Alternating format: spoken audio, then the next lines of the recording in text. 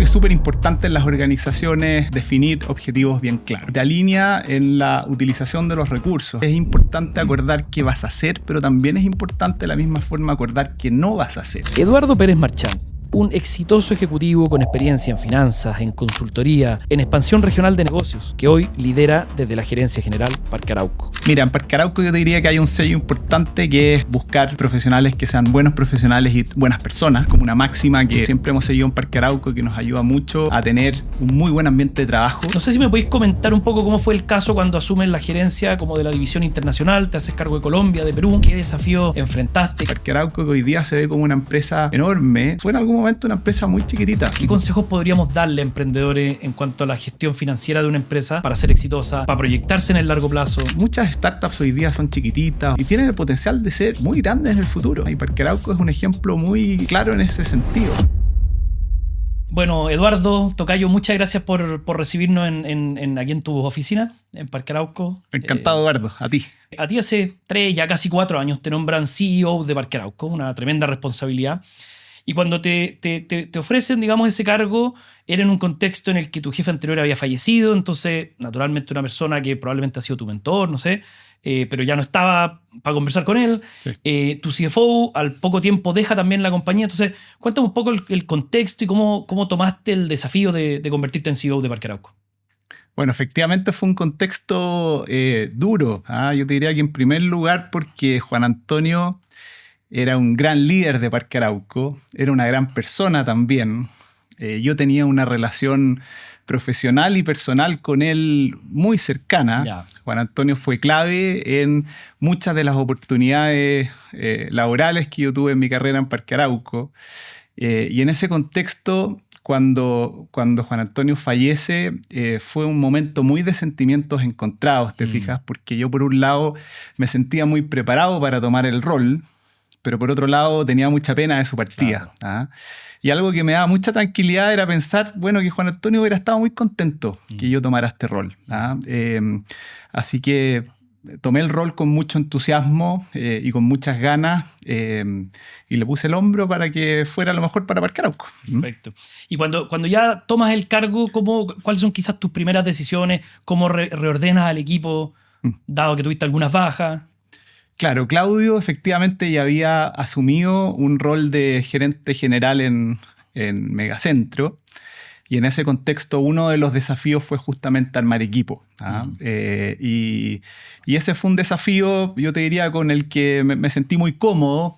Yo en general cuando he tomado roles de liderazgo he tendido a hacer bastante cambio en los equipos que he tomado. En este caso fue un punto medio, te diría yo, pero claramente un desafío fue armar un buen equipo. Un segundo desafío sin duda es un alineamiento con directorio, ¿te fijas? Entonces, sobre todo en estos primeros 100 días, hay un proceso en el que tú te sientas con el directorio a acordar un proyecto. Bueno, ¿cuál es el proyecto que vamos a sacar adelante juntos? Ese es un segundo elemento que es clave.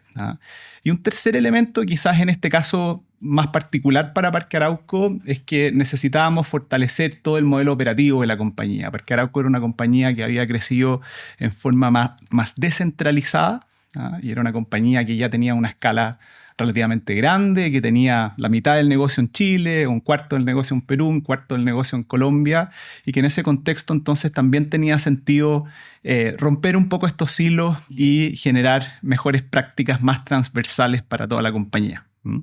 Qué buena. Oye, quiero entrar ahí en dos cosas que comentaste.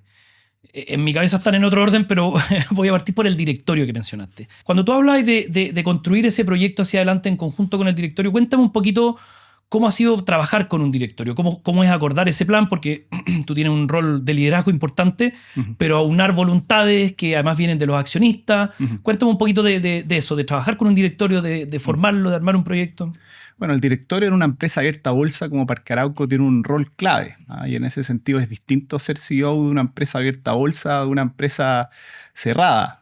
En el caso de una empresa abierta a bolsa, básicamente tú propones una cierta estrategia al directorio y comienza entonces un proceso iterativo de discusión respecto a esa estrategia y se termina entonces acordando una cierta estrategia de largo plazo y el directorio tiene un rol clave en ese sentido.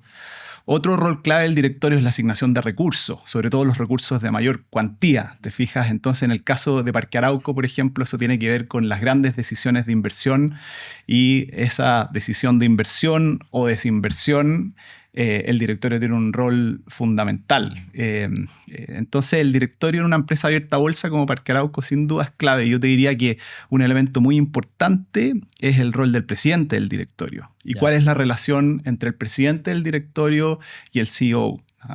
Y en ese contexto yo te diría que es clave acordar un proyecto, una perspectiva de mediano plazo de hacia dónde se avanza, y es clave también la planificación.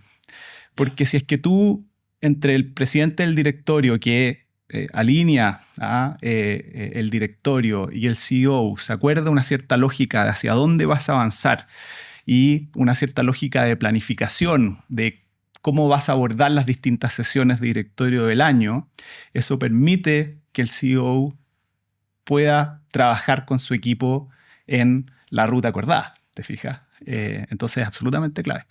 Esa planificación, por ejemplo, ¿cada cuánto la hacen? ¿Se hace una vez al año? ¿Un plan más a 5 años? En mi caso yo acuerdo una planificación de compañía, dices tú. Sí. En el caso de compañía es un objetivo a 5 años. Perfecto. En cada uno de nosotros los llamamos Objectives and Key Results, trabajamos con OKRs en Parque Arauco y hay entonces un objetivo a 5 años y que aterriza un objetivo al próximo año. Perfecto. Para cada uno de los pilares estratégicos de la compañía. Y eso respecto a la planificación compañía. Respecto a la planificación directorio, tú también haces una cierta lógica de cómo vas a abordar el calendario de los directorios del año, que yo creo que también es súper importante, porque eso te permite ordenarte de cara al governance interno en la organización y la administración posteriormente. Claro. Qué interesante. Oye, déjame linkear esto con equipos, porque también mencionaste que parte de tu, digamos, ADN o línea editorial, si queremos verlo así, es trabajar con ciertos cambios en equipo, con armar tu propia formación. Entonces déjame entender eso.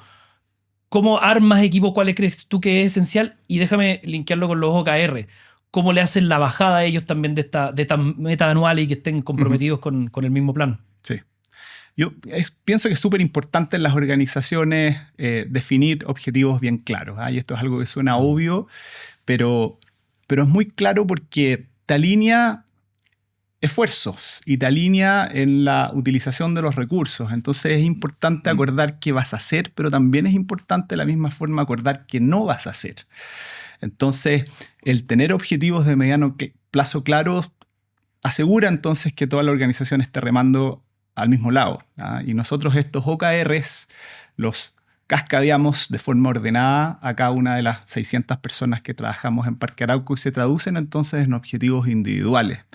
Y entonces después se hace una medición y una evaluación de desempeño 2 veces al año en base a competencias, pero también en base a objetivos individuales. Entonces se linkea, te fijas cómo tu trabajo está contribuyendo a ese logro de objetivos organizacionales y tú te aseguras entonces que cada persona esté remando en la dirección que tiene sentido para ese logro de objetivos organizacionales. Claro. ¿Y lo hace 2 veces al año la revisión? ¿Hay algún feedback de cara a los equipos también? O sea, básicamente, ¿2 veces al año o es solamente uno? Una vez al año, en el proceso de planificación anual, tú actualizas estos Objectives and Key Results de 5 años. Yeah. Tú te preguntas también si tiene sentido hacer algún cambio importante respecto a los pilares estratégicos, respecto a los Key Results, pero eso se hace ya más en detalle una vez al año en el ejercicio de planificación anual. Yeah. Ese cascadeo de objetivos individuales también se hace una vez al año. Yeah. Ahora las sesiones de seguimiento se hacen seguimientos trimestrales en el que tú haces estos quarterly business review, en el que tú te juntas entonces con cada uno de los equipos de trabajo trimestralmente para ver cómo vas avanzando en el cumplimiento de esos objetivos anuales que después se traducen en el cumplimiento de objetivos de mediano plazo. Qué genial. ¿Y cómo ha sido tu experiencia trabajando con esta metodología en ya 3, 4 años? Es muy importante. Es muy importante. Yo te diría que todo lo que tenga que ver con sistema organizacional en general, partiendo por estos objetivos, Objectives and Key Results, es clave. Pero también otros elementos, ¿cierto? Entonces, cómo tú organizas la compañía en relación al governance, qué reuniones vas a tener para abordar qué temas, quiénes van, todo lo que tiene que ver con lo que conversábamos recién de sistema de gestión de desempeño, es clave también. Y finalmente los OKRs también te ayudan a construir cultura. Y finalmente uno de los elementos importantes de la cultura organizacional es que cada una de las personas entienda qué es lo que se espera de mí. Claro. Y entonces, si yo entiendo qué es lo que se espera de mí y cómo eso se vincula a los objetivos organizacionales, eso también va armando cultura organizacional. Claro, claro. En el fondo, la medición, está ese dicho como uno es lo que mide. Los OKR también te empujan a eso y también a la cultura. ¿Cuál diría, Eduardo, que es la cultura de Parque Arauco asociada a estos OKR? Yo te diría que es una cultura muy de hacer que las cosas pasen.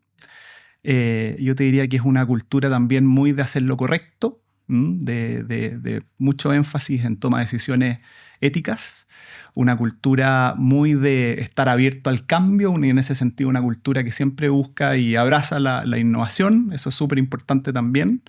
Esos son elementos importantes. Es notable porque uno ve Parque Arauco, digamos, tiene una posición relevante en el mercado y probablemente viene como reflejo de esa cultura. Sí, no, la cultura es absolutamente clave y es un elemento que trabajamos en forma bien continua en la organización. Ya. Oye, y lo que hablábamos de equipo, ¿cuál es tu Dream Team? ¿Cómo te organizáis? ¿Cómo te acompañáis como CEO? ¿De quiénes? O sea, no nombre y apellido, sino más bien como roles. A ver, en mi caso tengo una estructura organizacional que son básicamente los gerentes generales de los 3 países. Ya. Y hay líderes funcionales separados en funciones de apoyo, gerencia de administración y finanzas, gerencia legal, gerencia de personas, funciones de negocio, llámese operaciones, marketing, comercial, desarrollo y otras funciones como tecnología que son claves en la habilitación del valor.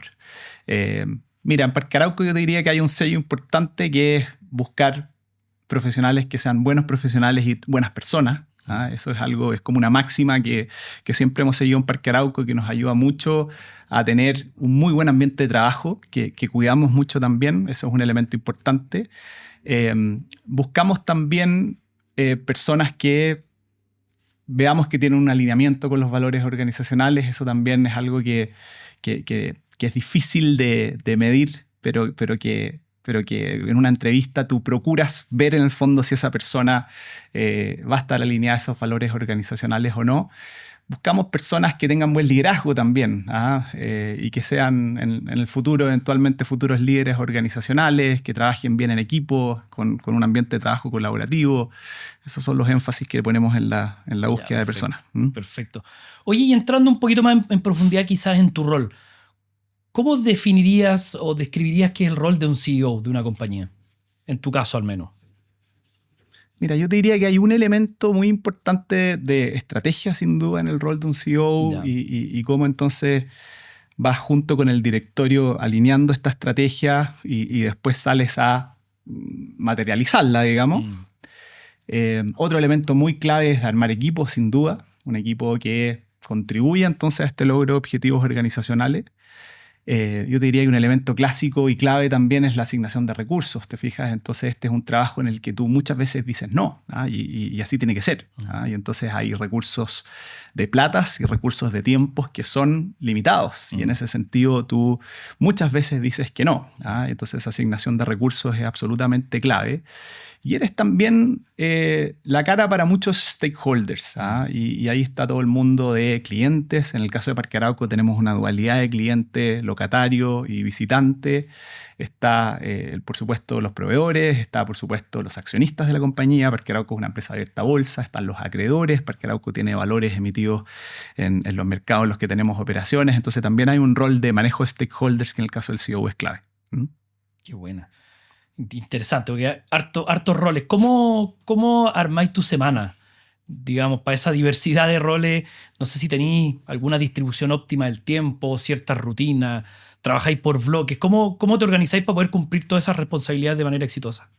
O sea, un elemento, Eduardo, que a mí me ha funcionado es tomar control de tu agenda, ¿te fijas? Porque en este rol tú recibes mucho mucha Qué información buena verlo así. y muchos requerimientos también. Podés perder el control de tu agenda O rápidamente. sea, completamente. Te Yo podés podría inundar de reuniones y cosas. dedicar mi día a responder correo, responder mensajes de WhatsApp, responder mensajes de LinkedIn y básicamente estaría dejando que otros hagan con mi agenda lo que ellos creen que es mejor. Y entonces tomar control de la agenda implica también renuncia. Implica también que muchas veces no vas a tener necesariamente el tiempo para tener una respuesta impecable a todos los requerimientos que te hacen, porque no te da el tiempo. Yo recibo al día unos 30 mensajes por LinkedIn, recibo al día más de 200 correos, entonces yo puedo... WhatsApp, que es una locura. Y WhatsApp también, que claro, mucha gente muchas veces no entiende que WhatsApp es una herramienta, así la veo yo por lo menos, de temas más urgentes, y sin embargo se usa más como un elemento de comunicación más, y en ese contexto te fijas que tú tomes control de esa agenda, es absolutamente clave.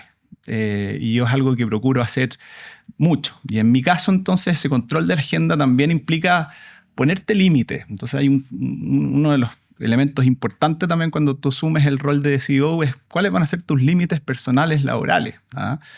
En mi caso, por ejemplo, uno de mis límites es que voy a dejar a mis niños al colegio todas las mañanas.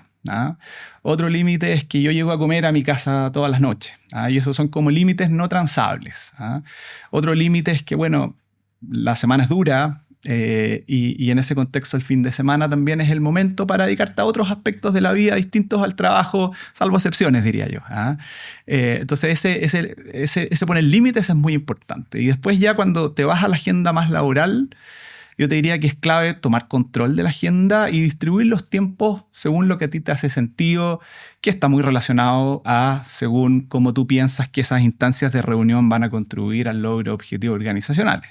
Entonces, en mi caso, yo tengo bien organizada la semana de un punto de vista de, hay algunas reuniones que son trimestrales, otras reuniones que son mensuales, otras reuniones que son semanales. Entonces, por ejemplo, entre las trimestrales hay instancias de benchmark con la competencia relevante, por supuesto, de revisión de estados financieros trimestrales. Por ejemplo, en las reuniones mensuales hay instancias de comités de desarrollo separados por país, comités comerciales separados por país. En las instancias semanales hay ciertos touch points con los gerentes generales divisionales todas las semanas. Yo parto la semana con eso. Y ahí te fijas, vas armando tu semana, pero sin perder el control de esa agenda. Qué importante ese concepto. ¿Y cómo lo haces, Eduardo, para dentro de ese orden también, dentro de esa estructura, no perder, por ejemplo, el espacio para la casualidad o para la innovación, que de repente difícilmente llega en una planificación? Entonces, ¿cómo lo haces para que Parque Arauco pueda mantenerse en la frontera, ¿no es cierto?, de la competitividad, haciendo negocios? Cada cierto tiempo sorprenden con algo nuevo, con algo que uno quizás no esperaba, pero también no podéis descuidar el lado operativo y el día a día. Entonces, ¿cómo conciliáis un poco esos mundos? Hemos hecho una transformación bien profunda en Parque Arauco y eso tiene que ver mucho también con cambios en metodologías de trabajo. Nosotros empezamos a ver, de partida, la gerencia de transformación digital y tecnología ahora es un reporte directo del CEO. Entonces le dimos mucho más importancia estratégica a la función. Cuando tú ves la cadena de valor de Parque Arauco, hay muchos aspectos de esa cadena de valor que están cambiando muy fuertemente por la tecnología. Entonces nosotros al menos vemos la tecnología como un elemento clave en la agregación de valor y en ese contexto ese cambio en estructura organizacional refleja la importancia que nosotros le damos al tema. Pero mucho más importante que eso, nosotros definimos una ruta de transformación digital que básicamente tiene protocolos distintos al governance tradicional de la compañía. Entonces nosotros tenemos ciclos cuatrimestrales en los que se presentan ideas de inversión asociadas a innovación en cada uno de las funciones de la compañía. Y entonces se presentan, nosotros lo llamamos Shark Tanks. Y entonces es literalmente una sesión programa de televisión igual que el programa de televisión. Son públicos a toda la organización. Entonces son transparentes. Y eso ayuda mucho también a que cuando tú no asignas recursos a un cierto proyecto, la persona entiende por qué no se están asignando y por qué sí se están asignando a otros proyectos. Entonces se presentan 10 ideas y de esas 10 ideas tú terminas haciendo 3, 4. Entonces son muchos no. Claro. Y, por supuesto, eliges aquellas que te ayudan más al cumplimiento de esos objetivos organizacionales. Y esas ideas, posteriormente, que se presentan entonces con un cierto monto de inversión, con un cierto retorno esperado, que requieren un cierto staffing de personas, una vez que se definen entonces cuáles son esos objetivos de esta iniciativa, se trabajan en forma ágil, en forma de células multipaís, multifunción. Entonces, básicamente tú pierdes visibilidad durante 3 meses de cómo va avanzando esa iniciativa, salvo algunas reuniones de alineamiento que puedas tener en el camino, y 3 meses después, básicamente el equipo viene y da cuenta de cómo avanzó según los recursos que se asignaron y según el cumplimiento de estos objetivos estratégicos. Y tú en ese siguiente ciclo defines si esa es una iniciativa que continúa y crece o si es una iniciativa que se apaga porque se prende otra.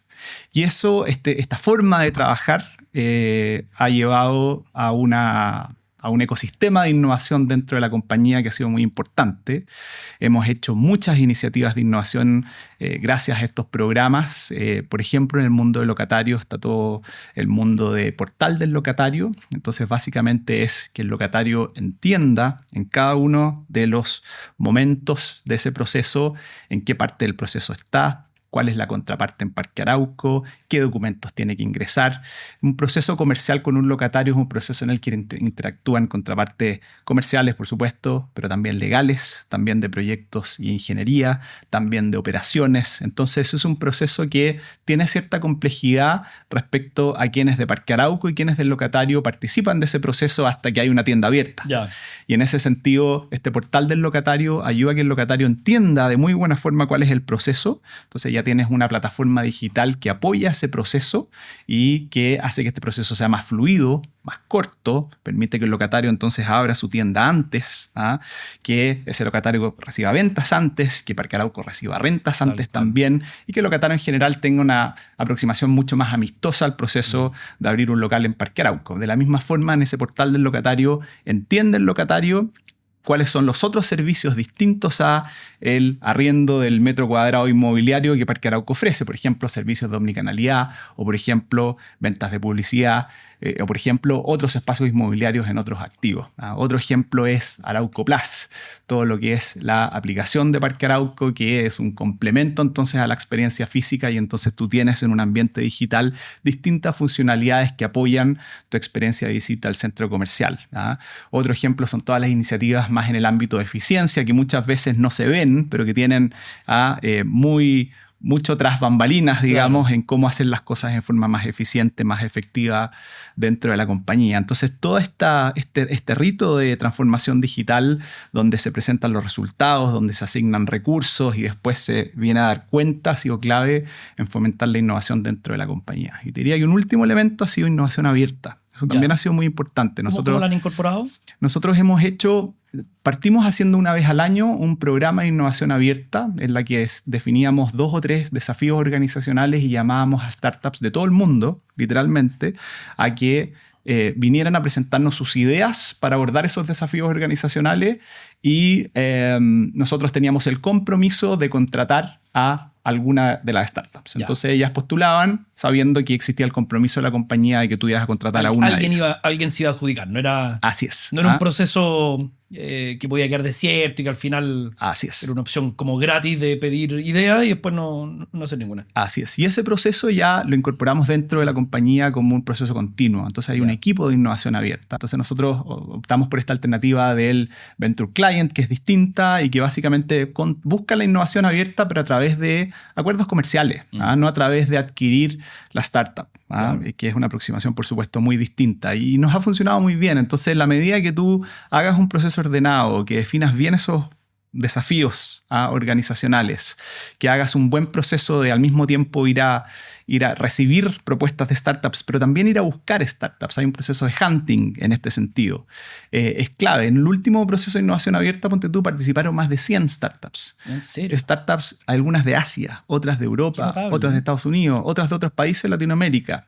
Y básicamente hicimos 5 pilotos de las más de 100, y si ese piloto resulta, ese piloto se transforma en un proyecto ya que se va al resto del portfolio. Entonces esa ha sido una forma clara también de traer innovación dentro de la compañía. Qué buena ejecución y de lo que me comentaba ahí antes me llamó la atención, encontré interesante cómo gestionáis la innovación interna, donde de un lado das autonomía, porque quedarme a un equipo y le diga, oye, ustedes están a cargo de esto, nos vemos en 3 meses más, es bien interesante porque les da un poco el espacio para la creatividad, para que puedan desarrollar y crecer sin estar como con un micromanagement, llamémosle encima, pero también cada X meses te juntáis con accountability. ¿Cómo vamos? ¿Seguimos o no seguimos? Entonces, me parece un formato bien interesante. Hay una lógica de estas formas ágiles de trabajo, que son las formas en las que trabajan estas células de trabajo multifunción, multipaís, en que tú das vuelta a la organización. Y esta organización piramidal, entonces, en estas formas ágiles de trabajo, se da vuelta. Y entonces tú le das mucho más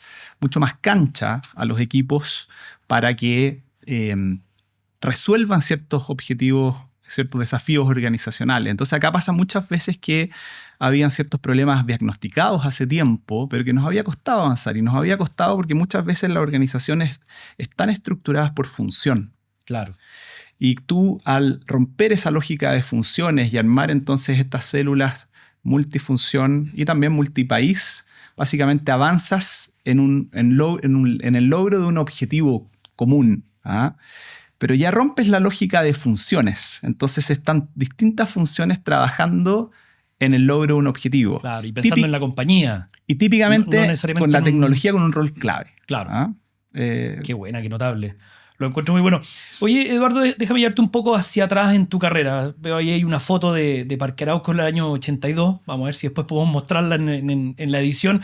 Y si no, cualquiera puede buscar en internet. Hay varias de esas fotos. Y pongo ejemplo a Parque Arauco porque creo, tú quizás me vayas a corregir con toda la autoridad, pero Parque Arauco también fue una startup en su minuto. En el sentido que el año 82, cuando se inaugura Parque Arauco, era una idea nueva. Era una idea que estaba trayendo un formato que quizás existía en el extranjero y en Chile no. Entonces tenías que probar para caricaturizarlo de una forma. Tenías que convencer al consumidor de venir a comer un patio de comidas. Cuando quizás el año 80 uno quería llegar a la casa y comer en la casa, comida casera, con la familia. Entonces, por decir un aspecto innovador.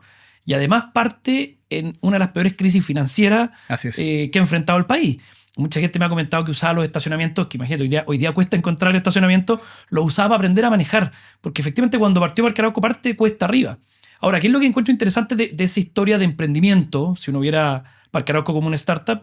Que ya el año 93, 94, 95, no me acuerdo cuando se lista, o sea, digamos, se come un periodo de 10 años de probar esta idea, de hacerla crecer, se lista, y ese año, el 94, 95, una empresa que tiene una facturación del orden de 12.000, 14.000 millones de pesos. Pero cuando se lista, recibe capital de institucionales para expandirse dentro de Chile. Luego, años después, vuelve a colocar en bolsa para expandirse regionalmente, etc. Entonces, me gusta mucho ese símil con esta historia exitosa de un emprendimiento chileno que hoy día el nivel de consolidación de Parque Arauco es espectacular. Y perdona que me haya alargado, pero no quiero llevarte al año 82 porque no estaba ahí. Pero sí un aspecto que creo que es un paralelo de Parque Arauco como startup, entre comillas, con las startups o los emprendimientos es la expansión regional. Y en esa parte de la historia tú sí tenías un protagonismo relevante. No sé si me podéis comentar un poco cómo fue el caso cuando asumes la gerencia como de la división internacional, te haces cargo de Colombia, de Perú. ¿Qué desafíos enfrentaste? ¿Qué consejo le podemos dar a emprendedores de enfrentar una expansión regional? Sí. Bueno, primero que nada, es tal como tú señalas, los inicios de Parque Arauco fueron inicios desafiantes. Parque Arauco se inauguró entonces hace estos 43 años y se inauguró con tiendas departamentales que vendían ropa de invierno en verano y viceversa. Así de poco globalizado estaba el mundo en esos años. En que no se entendía que en el hemisferio sur el clima era distinto al hemisferio norte. Y en ese contexto, efectivamente el inicio fue difícil. Y fue un modelo muy innovador, porque fue la primera vez entonces que se abrió en Chile un centro comercial bajo la modalidad clásica de anclajes y con estas características de anclajes que te mencioné recién. Entonces fue un inicio difícil. Te diría que ya hacia fines de los 80 Parque Arauco Kennedy empieza a firmarse. El segundo activo de Parque Arauco también fue desafiante, que fue Arauco Maipú, que en sus inicios fue un outlet. Entonces la historia de Parque Arauco es una historia muy de emprendimiento, efectivamente, y muy de empuje empresarial. Y los actuales controladores de la compañía básicamente corrieron riesgos importantes en su momento y hoy día, visto en retrospectiva... Con el diario El Lunes es fácil, ¿no es cierto? Fácil, cuando ¿cierto? uno es una empresa consolidada, en su momento no era difícil. Para nada obvio y fue difícil, así que sin duda es una historia exitosa en Chile de emprendimiento, de liderazgo empresarial. Y claro, a mí me ha tocado estar en Parque Arauco en 12 de esos 43 años. Yo cumplí 12 años y parte de mi rol, bueno, yo entré a Parque Arauco como gerente corporativo de finanzas. Con el paso del tiempo tomé los roles corporativos de desarrollo. Me tocó también armar la estrategia de compañía de sostenibilidad. Y el 2017 me fui de gerente general a Colombia. Y el 2019 tomé la gerencia general de Perú y Colombia. Y en ese sentido, efectivamente, tuve un rol en esa expansión regional de Parque Arauco, que hace que hoy día Parque Arauco entonces sea este 50% Chile, 25% Perú, 25% Colombia. Y yo te diría que hay ciertos elementos clave. Acá hay una decisión de a qué mercado entrar, que por supuesto es muy importante. Eso tiene que ver con un análisis muy detallado, muy en base a data de las características del mercado en el que estás entrando, las reglas de hacer negocio en ese mercado, la posibilidad de que tú alcances una escala razonable en ese mercado y, por supuesto, qué capacidad tienes tú de ganar en ese mercado, de tener una ventaja competitiva y hacerlo mejor que los actores existentes. También tiene que ver con un análisis financiero. Este es un negocio en el que quizás a diferencia de otros negocios los riesgos son menores y por lo mismo es un negocio en el que se acostumbra a tener niveles de deuda más altos, porque los flujos tienden a ser mucho más estables. Y en ese contexto tú, junto con mirar la parte izquierda del balance de los activos, también tienes que mirar la parte derecha del balance con mucho detalle y entender todo lo asociado al costo de capital. Entonces hay una decisión muy importante de a qué mercado tú entras. Y una vez que ya tomas esa decisión, otro elemento muy importante tiene relación con cómo tú te vas a estructurar. Y eso en el mundo de emprendimiento, que es audiencia de este podcast, tienen el mismo desafío, ¿te fijas? O sea, tú vas a tomar una estructura más centralizada o descentralizada. En el caso de Parque Arauco hemos tendido a optar por un punto medio. Las funciones de apoyo son funciones que tienden a estar más centralizadas y que se ven más desde Chile. Las áreas de finanzas, de recursos humanos. De legales, etc. Perfecto. Las funciones de negocio totalmente descentralizadas y le damos mucha autonomía a los distintos países. Y últimamente hemos establecido estos vasos comunicantes claros con un corporativo liviano de negocios, pero con mucha accountability de las divisiones y con mucha autonomía de las divisiones en esas funciones de negocio. Entonces, cómo tú estructuras tu equipo es clave también. Yo te diría que la escala es muy importante también. Y en ese sentido, en general, la historia de Parque Arauco es una historia que es una mezcla de crecimiento vía Greenfield, de nuevos centros comerciales que tú construyes en nuevos terrenos, pero también de M&A. Nosotros hemos sido una compañía muy activa en el mercado de M&A y hemos construido el portfolio actual de Parque Arauco como resultado de ambas. Entonces, en los mercados en los que hemos tenido ambas alternativas hemos crecido bastante rápido. En los mercados en los que el M&A ha sido más escaso, nos ha costado un poco más alcanzar esas economías de escala que necesitamos alcanzar. Entonces, creo que es clave lograr más pronto que tarde economías de escala que sean las correctas, porque en el mundo inmobiliario los tiempos son largos. Claro. Y en ese contexto tú puedes estar tiempos muy largos con escalas ineficientes. Entonces, este tema, en mi opinión, es muy clave también. Qué importante, una de las cosas que dijiste, me pasó, creo que ya hace 2 años, tuvimos acá en Chile a uno de los socios de Andreessen Horowitz, uno de los mejores venture capital del mundo.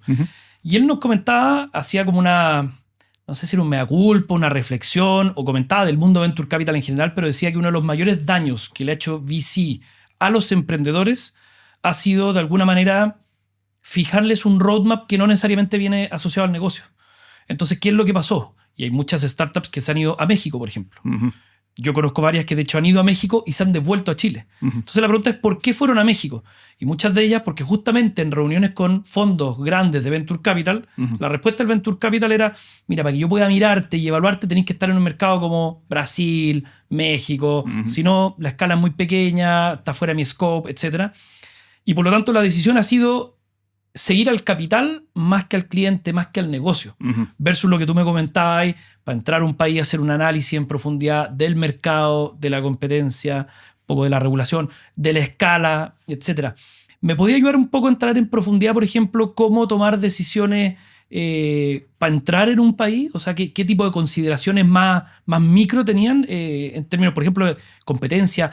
¿Qué tan temprano entrar en un país? O sea, uno mira y dice, mira, en tal país no están muy desarrollados los centros comerciales, entremos ahora, o al revés, entrar en un país que ya tiene el concepto más maduro. Sí, o sea, es clave entender el mercado, ¿cierto? Y ese mercado, entonces, cuál es la situación actual y cómo se espera evolucione en los próximos años. Y en nuestro sector, en ese análisis de mercado, la demografía es absolutamente clave. Entonces, que haya un porcentaje de personas en edades tempranas estudiando, trabajando, que permita entonces que en la medida que esas personas ya entren a trabajar, sean usuarios, clientes de nuestros centros comerciales. La demografía es absolutamente clave. Yo te diría que las tendencias de urbanización son muy claves también. En general, en las ciudades de Latinoamérica ha habido una tendencia de urbanización de personas que dejan las zonas rurales para irse a vivir a zonas urbanas, y nuestro sector en general se ha beneficiado mucho de esa tendencia. Y más aún, incluso dentro de las tendencias de urbanización, hay tendencias de ciudades creciendo más hacia arriba que hacia el lado. Entonces hay una primera etapa de esa urbanización donde las ciudades crecen hacia el lado. Pero hay una etapa, que es la que está viviendo Santiago, por ejemplo, hoy día, en que tú ves que más de 2/3 de los nuevos permisos de vivienda están dentro del anillo Américo Vespucio. Y entonces la ciudad empieza a crecer hacia arriba, y los centros comerciales también se benefician de esa densificación de la ciudad. Entonces yo te diría que hay ciertas variables más macro del país, y cómo entonces tú esperas evolucione el Producto Interno Bruto de ese país en adelante. Y hay variables que tienen que ver ya con dinámicas de industria, la demografía, las tendencias de urbanización, la llegada de marcas globales, otras que son sumamente importantes. Y ahí entonces tú aterrizas esta expectativa país en una expectativa sector, y tú entonces te imaginas operando en ese sector. Y entonces, bueno, yo entro mediante un M&A o entro solo haciendo greenfield. Por ejemplo, en Perú entramos mediante un M&A. Compramos la mitad del que sigue siendo nuestro principal centro comercial en Perú, que es Megaplaza Independencia. En el caso de Colombia, era un país que operaba en su totalidad en centros comerciales multipropiedad, como Apumanque, mira, en Santiago. Y en ese contexto no eran activos comprables. Claro, ponerlo a todos de acuerdo, imposible. Poner a 200 personas de acuerdo, claro, o 200 empresas de acuerdo es muy difícil. Y entonces optamos por la vía de greenfield, pero tiene otras características ese crecimiento. Y ahí, por supuesto, siempre es clave, bueno, ¿cuál es tu right to win? ¿Cuál es tu ventaja competitiva? ¿Por qué lo vas a hacer mejor que otros actores en el mercado? Y ahí entonces tú te vas armando una opinión respecto a las distintas alternativas de los países y vas tomando decisiones en el mejor interés de la compañía. Perfecto, interesante. ¿Y aspectos culturales, por ejemplo? Sí. ¿Consideráis que hay grandes diferencias entre gestionar equipos, liderar empresas en Perú, en Colombia, en Chile? Sin duda. ¿Sí? Los aspectos culturales. ¿Cuáles dirías que son clave. los principales diferencias que has visto? Yo te diría que la forma de relacionarse es distinta. Ya. En Chile tendemos a ser más transaccionales. Ya. Tendemos a ir más directo al punto, directo al grano. Cuando tú te vas a Colombia, es una dinámica muy distinta. Choca de que tú en una reunión vayas y plantees de una vez una cierta idea de negocio, una cierta idea de transacción. Mira. Lo que se usa es que tú primero conoces a la persona. Ya. Y si te sientes cómodo con la persona, entonces podría tener sentido hacer una idea de negocios, una cierta transacción con la persona, pero no al revés. Ya. ¿Te fijas? Entonces es una dinámica de aproximarse muy distinta. También se nota en el ambiente de trabajo. Cuando tú te vas a países como Estados Unidos, la persona en el mundo laboral es muy distinta y está muy separada la persona en el mundo personal. Cuando tú te vas a países como Chile, yo pienso que está un poquito más junta, pero no completamente junta. ¿Ah?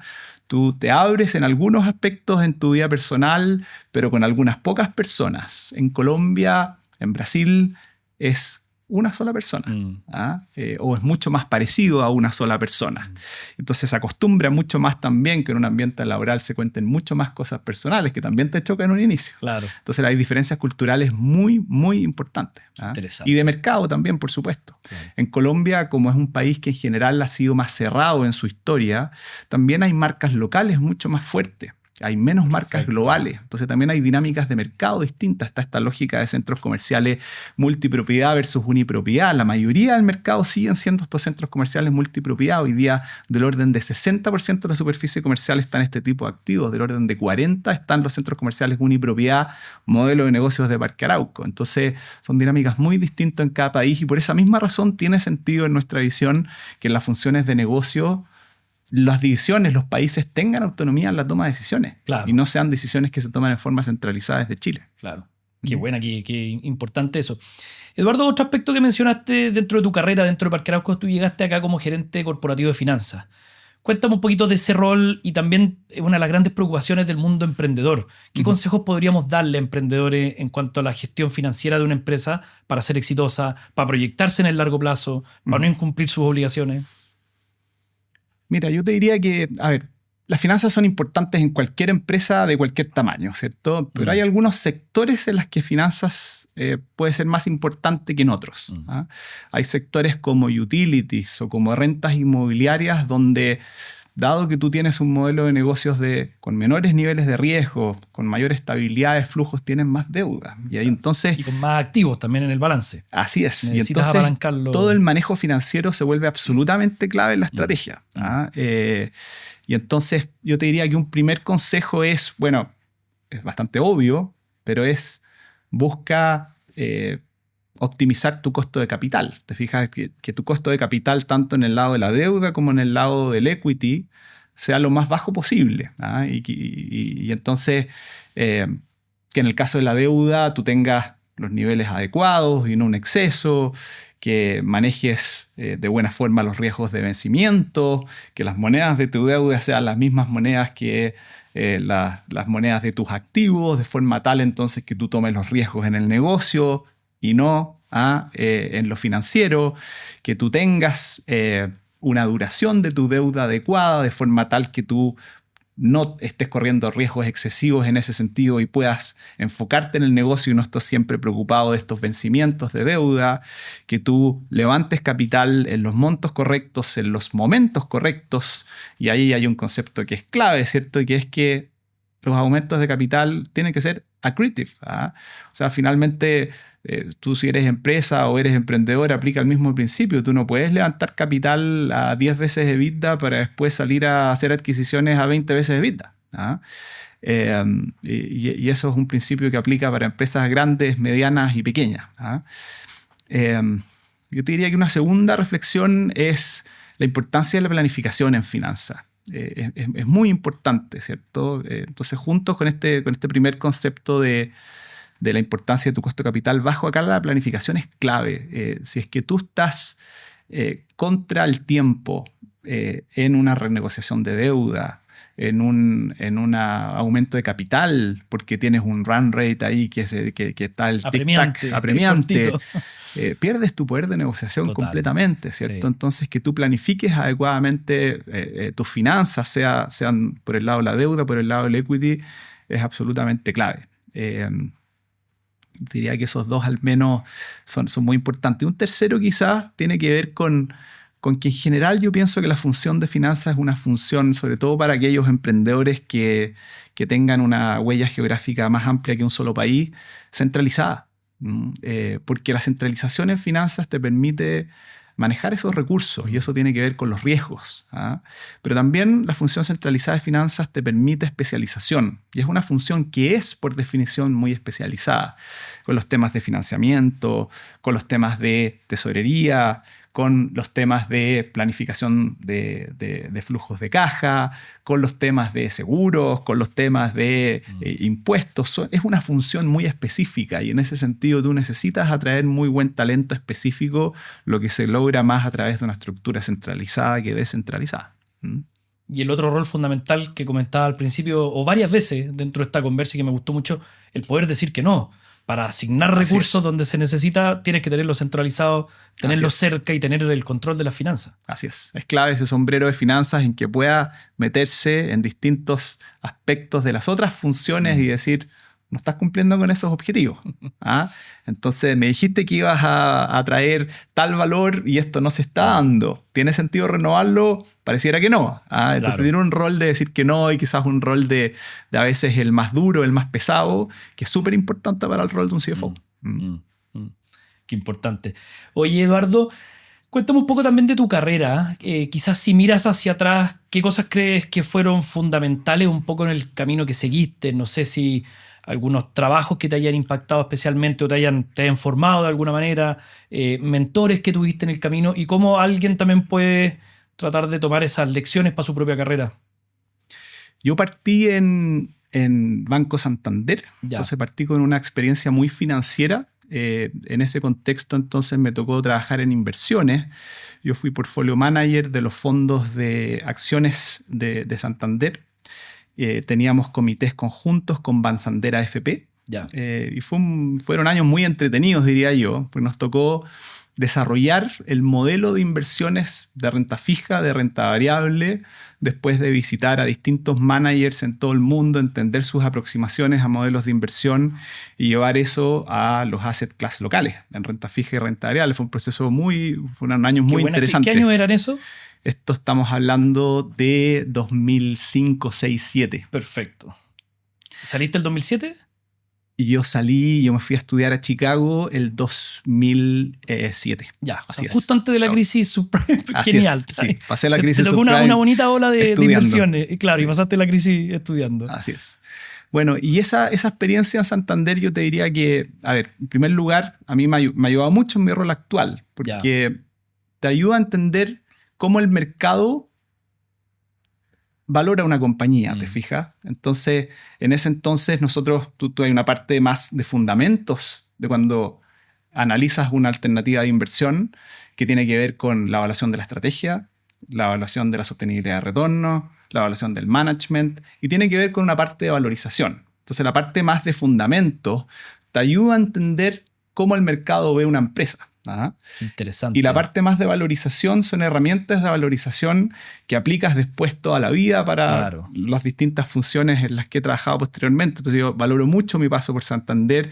También es una empresa multinacional, tenía muy ordenado todos los temas de evaluación de desempeño, de incentivos. Entonces también esa estructura que te da una multinacional como Santander, en mi caso, yo lo valoro mucho. Y yo después de Chicago entré a consultoría, trabajé en McKinsey y ahí entonces... ¿En Estados Unidos o volviste a Chile? Basado en la oficina de Santiago, volví a Chile. Perfecto. Y ahí, claro, no se pueden hablar en detalle los proyectos, pero a ver, sigue las funciones y los sectores, pero me tocó hacer un poco de todo, y eso es súper atractivo también desde un punto de vista de desarrollo profesional. Entonces, ahí me tocó hacer eficiencia operacional en retail, me tocó hacer experiencia de cliente en banca, me tocó hacer proyectos de maximización de capacidad de plantas de celulosa en Chile. Me tocó hacer proyectos de fusión organizacional de empresas de transporte en Chile. Entonces son distintas funciones, son distintos sectores y eso te da una mirada también muy amplia y un set de herramientas bajo el brazo bien potente para después. Yo creo que en un rol de CEO haber pasado por consultoría es algo que agrega mucho valor. Interesante, porque agarraste los dos mejores lados, por así decirlo. O sea, finanzas que me parece notable porque te dio efectivamente, tú estuviste del lado, no sé si el lado bueno o malo de la película. El buy side, claro, sí. Pero efectivamente te tocó analizar compañías para ver si les dabas crédito o no, para ver si invertías en ellas o no. Así es. Y hoy día está en una empresa que justamente tiene el otro lado de la interacción con el mercado de capitales. Así es. Y después el paso por consultoría, la parte más management. Y está la generación de confianza con el mismo mercado de capitales. También. Muchas de las personas con las que yo trabajé hoy día están en puestos importantes en AFPs, en compañías de seguro, en family office, siguen en el mercado. Claro. Y cuando tú eres CEO de una empresa, es clave cómo tú vas construyendo confianzas y entonces cómo lo que tú vas diciendo se va o no cumpliendo. ¿Te fijas? Entonces también el hecho que tú conozcas a esas personas desde hace mucho tiempo, que esas personas entiendan entonces tu track record, entiendan cómo lo que tú vas diciendo se va transformando o no en hechos, va construyendo mucha confianza. ¿Y en esa carrera has tenido mentores? ¿Gente que te haya dado consejos únicos, especiales? Sin duda. Bueno, ¿Qué? tú me preguntaste al inicio por Juan Antonio y yo te Claro. diría que Juan Antonio sin duda es uno de ellos. Ya. Yo te diría que ese es un ejemplo muy claro. Sí, sin duda. Ya, o sea, es importante He encontrarlos. tenido suerte de tener buenos ir jefes guiando. y algunos de los cuales han sido mentores. Ya, ya.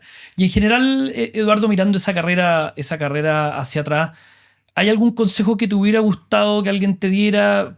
Porque mirándolo de afuera como currículum, se ve súper como organizadita, con una estructura como, mira, primero voy a aprender de finanzas, después de management, CFO. Yo creo que se ve Internacional ordenada, CEO. pero no necesariamente Ya, fue así no desde la un salida plan, de la digamos. universidad. Ya, Mira, yo al menos hoy día viéndolo en retrospectiva pienso que salí un poco inmaduro de la universidad. ¿Ah, sí? Ya. Y no entendía realmente las alternativas que eran buenas de trabajo y no tan buenas. Ya. Que viéndolo en retrospectiva yo creo que sí, tomé buenas decisiones, pero había un riesgo ahí de no haberlas tomado. Ya. Entonces yo te diría que un consejo sin duda es habla con muchas personas, tómate muchos cafés para entender distintos sectores, distintas empresas y ampliar en el fondo tu campo visual de cuáles son las alternativas que tienes disponibles para trabajar y cosa que elijas la correcta, la que a ti te entusiasma, que te apasiona, pero que también creas que lo puedes hacer bien. Yo al menos no sé si salí con la madurez para hacer eso bien, ahora viéndolo en retrospectiva me doy cuenta. No sé si alguien sale también con esa madurez. Puede ser. Pero me gusta tu punto. Yo de hecho hablo harto con estudiantes en BTG. Me encanta cuando me invita el equipo de recursos humanos a hablar con estudiantes que van a visitar la compañía. Y yo les planteo que vean sus carreras como startups. Le digo, una startup es una empresa que está buscando un dolor a resolver o que está interactuando con el mercado, pero no necesariamente sabe lo que va a terminar haciendo. Sí. Entonces los invito siempre a que vean sus carreras con menos rigidez, Sí. menos de, tengo que entrar y tengo que estar ahí 5 años porque si me... No, hagan práctica. O sea, el valor de las prácticas es gigante. Muy grande. Porque podías Sí. explorar por 3, 6 meses, 1 año, lo que sea, pero a un bajo costo. Sí. Si no te gustó, terminaste una práctica, no te cambiaste de pega. Sí. Sobre todo en la etapa inicial, un poquito iterar, ¿no es cierto? Explorar, como decís tú, tomarse Aproveche los café. veranos. Yo creo que eso también en Chile se da también. particularmente, que los veranos son muy largos. Sí. Entonces tú sales de la universidad, digamos, a principios de diciembre, entras a principios de marzo, tienes estos 3 meses completos para hacer perfectamente una combinación de descansar, pero también hacer algo distinto que agregue valor, y eso puede ser una práctica, puede ser una experiencia social. En mi caso, yo aproveché mucho los veranos. Yo todos los veranos hice algo distinto a solo pasarlo bien e irme con los amigos a alguna parte. Y viéndolo hacia atrás, yo creo que también eso fue una muy buena decisión. Después no hay tantos espacios para poder hacer eso. Horrible. Uno no se da cuenta. Sí. Uno no se da cuenta lo que es tener un verano de estudiante. Sí. Maravilloso. Sí. Eduardo, ¿y tenía alguna de esas experiencias que te haya marcado específicamente? Mucho, te diría. Ya. ¿Alguno de esos veranos? ¿Cuál tenéis que haya sido para ti muy especial? Yo me fui 2 veces en la universidad de intercambio y era bastante inusual. Sí, claro. Según la persona de la oficina de intercambio, era el primero de la Católica que lo hacía. Entonces, la segunda vez que llegué a tocar la puerta, me dijeron, pero si tú ya te fuiste. Entonces, básicamente ¿A dónde te fuiste? El primero fue la Universidad de Siena, en Italia. Notable. Y el segundo fue la Universidad de California, sede de Santa Cruz. Perfecto. Los 2 grandes intercambios me encantaron y esos fueron 2 veranos. Otro verano fue una práctica en Surulosa Arauco. Otro verano fue una práctica en Citibank. Mira. Otro verano fue una experiencia social en Angola. Yo me fui a África. Yo en una época de mi vida universitaria trabajé mucho en proyectos sociales. Trabajé medio tiempo en temas sociales, un par de años en la universidad.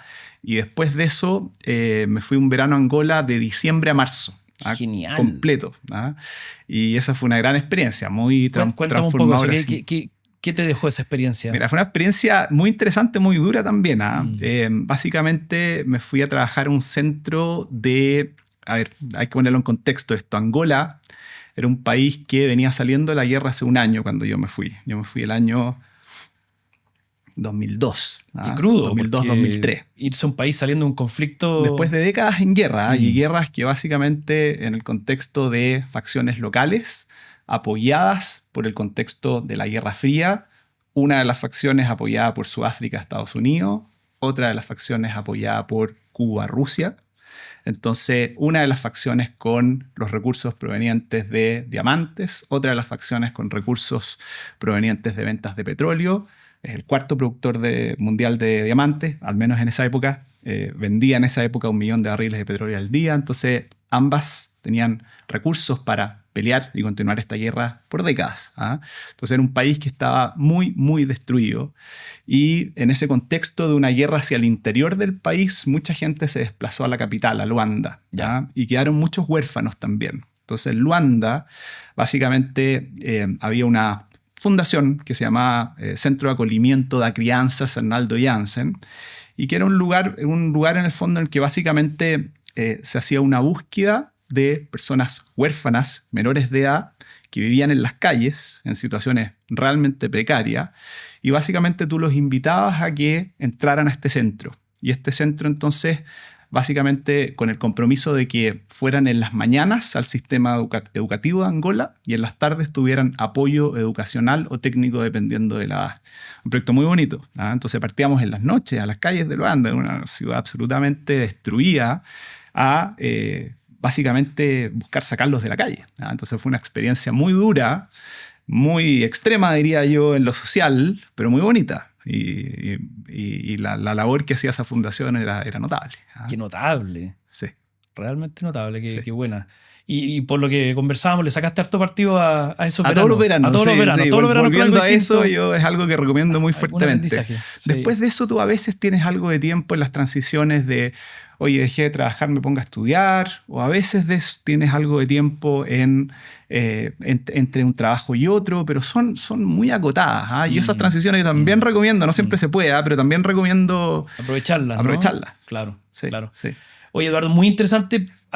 Para cerrar, no sé si nos podéis dejar con algún consejo al mundo de la empresa mediana, al mundo de la pyme en general, al mundo de las startups, cualquiera que esté hoy día, digamos, en la trinchera del emprendimiento y sacar adelante empresas, escalar. ¿Qué consejo nos podríais dejar como cierre de la conversación? Ya no sé si los consejos son lo mío. Los consejos implican un cierto paternalismo también. Y las startups hay muchas cosas de las que yo también tengo que aprender. Entonces, más bien compartir experiencias creo que es algo que me hace más sentido. Perfecto. Te fijas, pero compartir experiencias, a ver, yo te diría la importancia de las personas, llámese cómo tú armas equipo, llámese cómo tú haces negocios con distintas contrapartes, llámese cómo tú vas construyendo plataformas, en el caso de Parque Arauco, con los acreedores, con los accionistas. Finalmente las personas son claves, ¿cierto? Entonces yo diría, un consejo muy claro es, preocúpate de las personas. Ese es un consejo que yo creo que aplica a empresas de cualquier tamaño. Y que es una inversión que siempre va a tener sentido hacer. Total, sí. Y después, a partir de la experiencia, yo te diría, me gusta mucho la vinculación que tú hiciste con Parque Arauco en los inicios. Muchas startups hoy día son chiquititas o muchas empresas son chiquititas y tienen el potencial de ser muy grandes en el futuro. Y Parque Arauco es un ejemplo muy, muy, muy claro en ese sentido. Entonces también quizás un segundo comentario de a soñar en grande.